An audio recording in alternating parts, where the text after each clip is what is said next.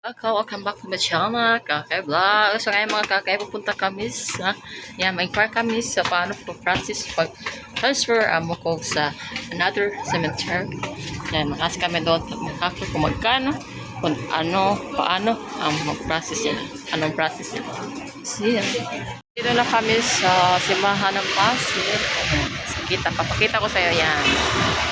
Ito yung mga maraming isdaan dito sa Pasig. Pagsakan ng mga isda dito mga kakay para ko. Dito lang sa atmo sa simbahan ng Calamba Church or Pasig Church. So dito kami mag-inquire kung ano.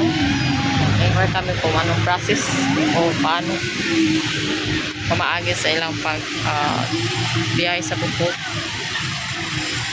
So transfer. Ayun guys. Wait muna lang kakay.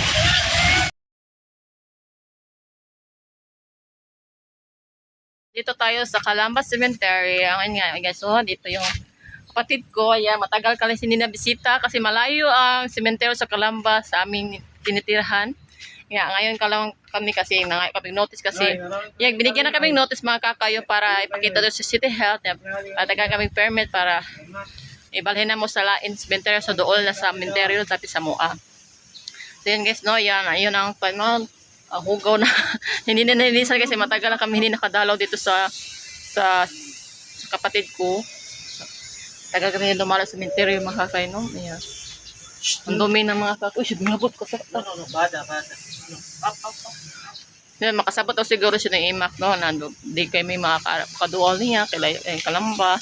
Tourist kami dito mga kakay. Nasakay.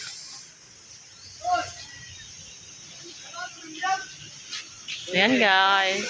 So, ito yung cemetery. Malawak ang cemetery dito sa Calamba mga kakay, no? Malaki kaysa doon sa Pardo. Malaki kaysa dito sa cemetery. O naman siya niyan.